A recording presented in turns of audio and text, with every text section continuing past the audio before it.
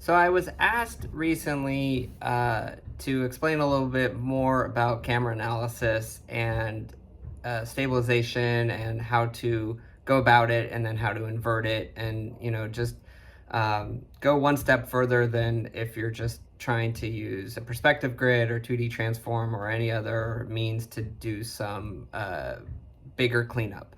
I will say what's extremely important, whether you do the tracking in Flame or get it from an external source, is that the data must be pretty accurate. So the better the track, the more success you're going to have, and you're not going to have to fight positions of where our locators are, and or if you're putting geo in, validate it. So today's example, I did not take into account any kind of lens distortion or any other things that I would probably do if we were doing a deeper dive into some bigger techniques of what we might do in a production. But I think this is certainly the foundation and a lot to unpack if this is new to you. So the beauty of this is that once you have camera data, is I can kind of work around the scene at any time and target different parts of cleanup as my needs change and grow with the job. If we're just doing one little isolated area and this is the only thing that we need to clean up, then yeah, perspective grid might just be good enough for you to do. Work on it in a stabilized form and then invert it back. This process is no different. It just takes a little bit more pre-planning to get what you need. But then once you have it, like I said, you can jump around it almost any time because you can always add locators, you can always get geo, you can always expand the scene as you need to once the foundation's there. So this is kind of where we're going to end up today, which is just, let me just, in our perspective view, I'm just showing you this is kind of the cards that I've done. I did one for the ground, the two sides, and the back. And so this is just a fancy projection, but this is what allows us to stabilize the scene.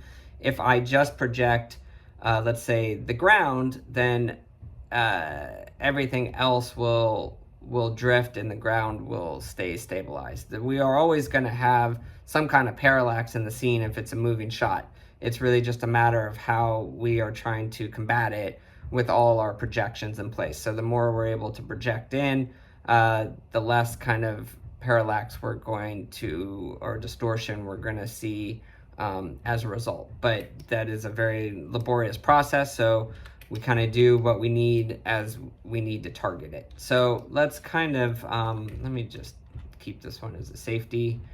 And let me turn off everything that I don't need right now, just so we can kind of redo it a little bit. So I'll just get rid of all these trackers. So this scene I tracked, I'm not going to do the tracking part again, but I left everything default. I did set it to 10,000 points, and this is kind of the result of that. I've already set the ground plane and the origin. That's all I've done.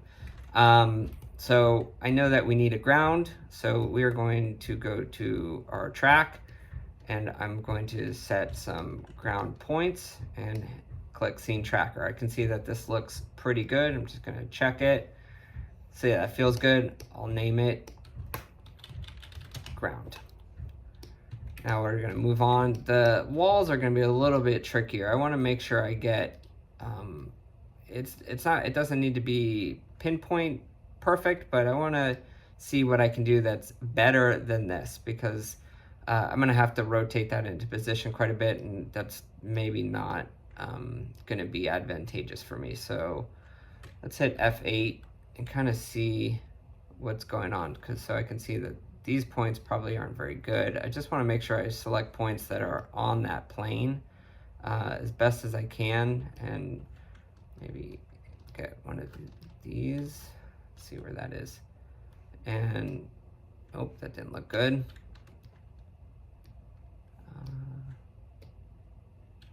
Getting worse. So let's see. Let's grab.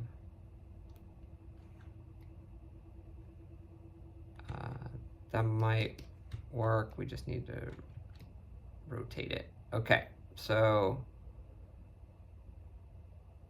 let's see if that's going to be a straight 90. So that looks really good. This is probably going to be 90 also. And 0. Okay, so we have our ground, we have our left wall. I could maybe duplicate this and move it over, but we are not going to do that. We'll set new trackers. So let's find, and again, I'm just hitting Control to drag a selection box around multiple points. We'll hit scene tracker here. This one doesn't seem so bad, so let's just nudge this one into place. So it's probably going to be 90. I don't know if this would be 90. Nope.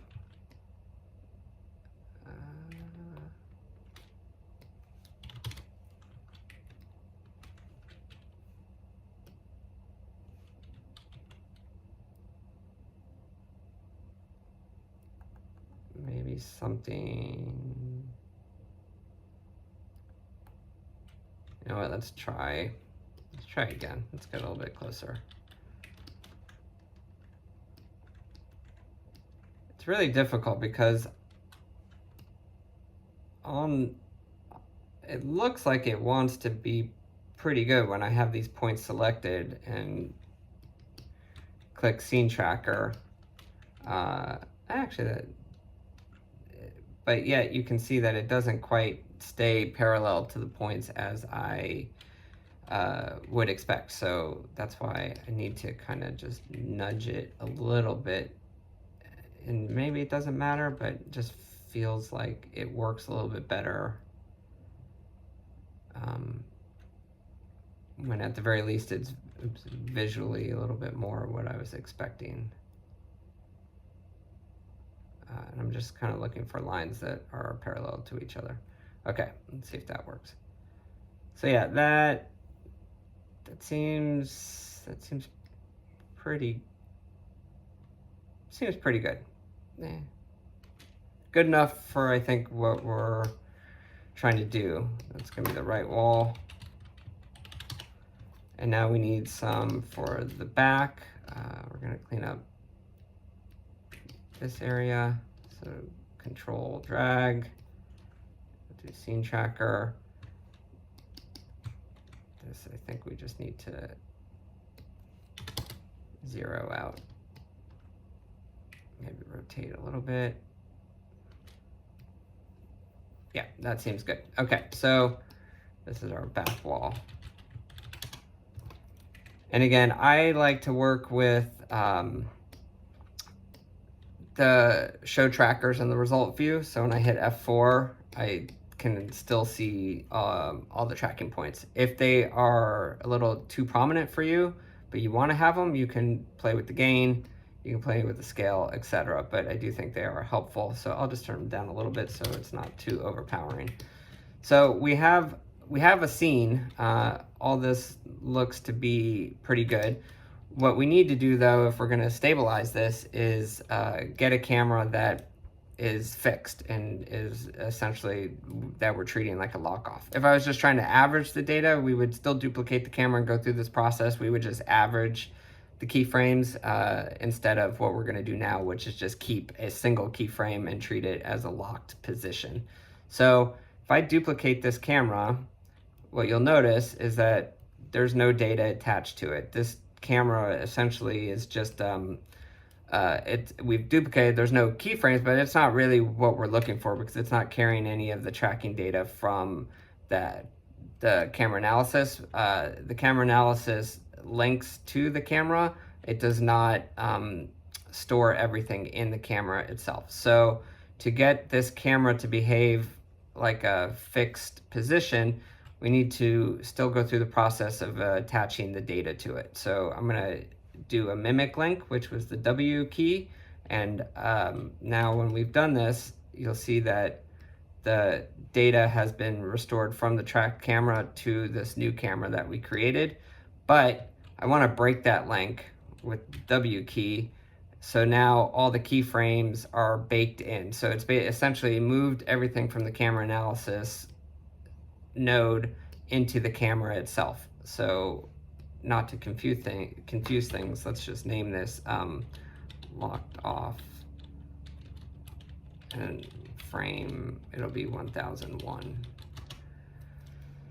So to do that step, because we have keyframes on every frame right now, I just need to go to the first frame, which is 1001 for me, and choose keep. And now we are just locked to the first frame of the camera move. Nothing else is going to happen yet because we don't have any images in. To do that, we are going to add a card, which I have done already. It's just a white solid. So we have our white solid. You want to make sure that this does not have any information in its axes, and you never want to touch this data right here. Anything that's coming from the scene trackers, you want to leave alone. So when I parent this, you'll see that we have the white card, but it's not extending as far as we'd like. So I need to take the axis and just drag it out. I think it's also too wide. So, because we really, if I'm being realistic, I think we are just interested in cleaning up maybe this area right here, or maybe some of this dirt right here. You know, you just want to make it a little bit prettier. I don't need to expand it out any further than my needs. So, and I'm not trying to necessarily rebuild the whole scene. So, you know, something like that seems pretty good. Now, to kind of show you what's going to happen, we need to attach the actual footage to this card and start our projection. Now, that's a diffuse map. And if I go into projection and I choose to look through the default camera, which is the tracked camera, you'll see that all we are really doing is rebuilding the scene. It'll look as, oops, sorry, we're looking through, I went one step ahead. We're sourcing the default camera, reviewing the scene through the default camera, and all we're really doing in this case is reprojecting the scene as it was shot. So that's exactly what was shot, and that's what it looks like. However, if we view the scene through our locked off camera, so these two will always still have the same relationship. It's still going to be projecting through the default tracked camera, but we are now viewing the scene through our frozen locked off camera. And when that happens, you are getting a stabilization. So you've seen me before do something where we kind of look at a different view and top down. I can clean it up, but we're not doing that today. Today it's all kind of about rebuilding this whole scene and stabilizing as much of it as we can so that we can kind of tackle a lot of cleanup at one time. So I'm going to turn this off for now just so we can kind of keep building, and I'll turn the background back on, and we'll just kind of keep going through these steps. I could probably simplify it where we start to do what I did here and we project everything through just one diffuse map, but just so we can kind of see the order of operations, I'm going to probably do this manually for the 4 times. So now we have our second surface. I had duplicated this, so I just want to zero it out just so we can start how you would start. And from here, it's kind of the same process. I know that I need to extend far enough in the scene to cover this back wall, assuming that I would have some cleanup to do there. I'm also noticing that I'm pretty far down in the ground, so I want to lift up my my card as much as I can so that it doesn't intersect. Let me turn this off. Too much with what's going on. So that way, if we're kind of just looking at the scene, we have 2 cards that are not going to necessarily intersect. Or if they do, you want them to kind of meet as precisely as possible, and it'll just be a little bit cleaner for yourself. So anyway, we now have 2 cards in. I'm going to test this out by, again, dragging out a diffuse map for our scene. Oops. Parent it under this new left wall. I want to make sure that I am projecting, and I want to be looking through the default camera, which is our tracked camera. So again, it's the same thing. If I turn this background off, we now have our columns on the left and our ground on the bottom. So now we are going to do the same thing. Here we'll just drag out a new color source. again, just make sure everything's 0, parent under the right wall, turn our background back on, and it'll be the same order of operations. I want to scale it so it's far enough to get some coverage to the back, and I want to lift it so that we are sitting on the ground. Now, in this particular case, I'm going to have to rotate a little bit as well, and let's see how that holds up. I can test it out by turning off the transparency so I can just see the border, and that looks pretty good. I can see that obviously I'm overlapping a little bit here. I could start to get a little bit more precise with this. However, for today's build, I think this is perfectly a good representation of kind of what to expect. So let's make sure we turn this card back on, and now we'll do another diffuse map. We'll turn to projection, and to get to the projection, to the mapping, I'm just double clicking this, and this brings up our texture options. So now we want to look through the default camera, and if I turn the background off, we now have 3 walls completed. So again, we're just rebuilding the scene. If I turn the background on, you'll see no change. And if we go into the perspective view, this is essentially what's happening. I can tell that this is off a little bit, so I would want to redo this, make it a little bit tighter. In the interest of time, I'm not going to do that right now, but and I think it'll hold up for what we're trying to do. But in this particular case, let's see, let's turn in the one that I did earlier. It all lines up just a little bit tighter, and I think again you're just going to get a little bit more of a cleaner representation and a little bit less drift, with your trackers being in as precise locations as possible. So now let's do our back wall. This we probably just need to bring up a little bit. Just want to make sure I cover that snow pile in the back, because I don't want to project onto anything that I don't need. It's gonna bend. It's gonna cause overlap. It's gonna cause these like dual projections. If I'm trying to keep it contained into just one, let's say, node for now, then you want to be as precise as possible, and yeah, really not overlap anything, so that no projections kind of hit different surfaces from different areas. Otherwise, you'll have to separate out everything, and which might happen anyways, but in this case, for this purpose, I'm trying to avoid that in this demonstration. So again, we're just going to project to the default camera, and now if I turn the background off one more time, you'll now see, and I hit space F4, you'll now see we have our scene rebuilt as a projection. So this is great. Now what can we do with that? Well, now if we view that scene through our locked off camera, and I hit play, and this is just a projection because I've turned off the background, you're now going to see a locked off view of the scene. Again, like I said, you're going to have parallax of things that are not projected on these cards, but anything that we kind of fixed as a point, we're able to kind of stabilize and kind of contain into one scene. So what can I do with that quickly to show you kind of the whole process? Well, I said we'd probably do a little bit of cleanup, so let's just go to sequence, cursive clone. Client said they didn't like this little piece of snow here. Somebody complained about this dirt patch, and they said make it look just slightly worse by your retouching. So I said no problem. We got that happening. Let's see, we'll get rid of this clump over here. So you can see I can just kind of move around for the most part, knowing that what areas I have as my projection. I know that somebody was complaining about this and this one as well.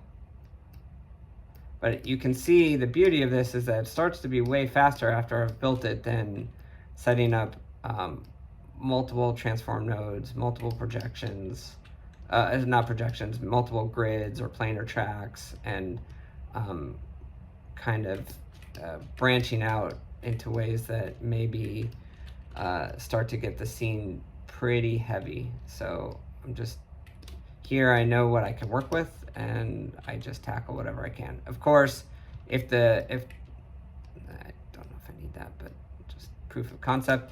Of course, if the ask is to start to fix something that's like to remove something here, that's going to be a little bit of a problem because you know that your projection is not built for that. So that's again where you'd have to go in and target that, but you could, because as I've said now a few times, we could set a card there and we could start to really like nitpick how we need to break this scene apart. But for what we're doing right now, that's where we started. This is where we're at. Let's just get like one more thing of usefulness. I know I can't deal with the car. Just get this too, and maybe just to prove the concept all the way, let's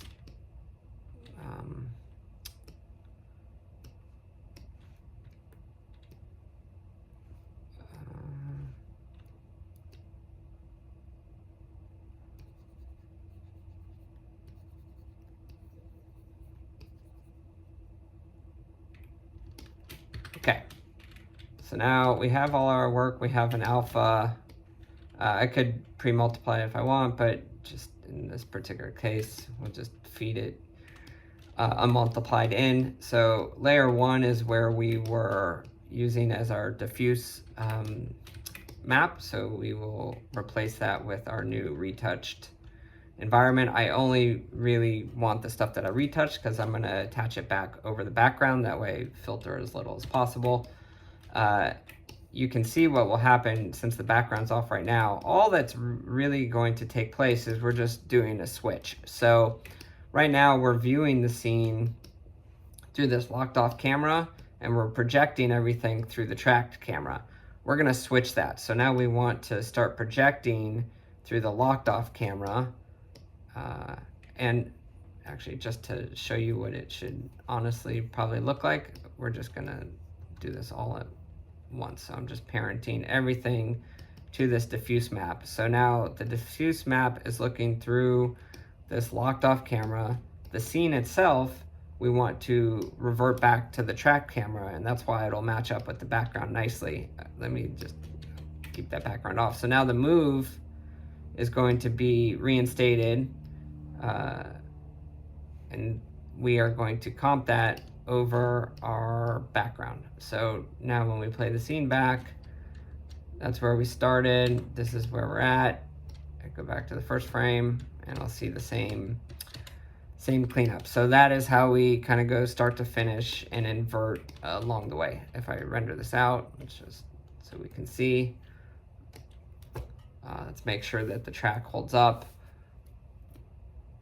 And again, there are some limitations. This is just a way that I would show you kind of a bulk stabilization. The more that you put into it, the more you're going to be able to get out of it, and it'll give you a lot of mileage for doing quite a bit of work after that initial setup. And again, this is great even if you get a tracked camera from an outside source. That's why we always ask for it if there's a possibility, because it's a lot faster than me going in and doing all these 2D tracks and planar tracks and building the scene when if the camera data exists, it's going to give us everything that we need initially already.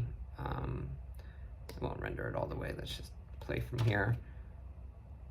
And yeah, so there you go. That is 3D stabilization on the fly. And I hope this helps. I hope this answers a few of these questions that have been coming in. I will continue to develop this and pick it apart a little bit more. I will not abandon the scene completely. I do appreciate the questions and feedback, and I look forward to seeing you on the next one. Thank you. Bye.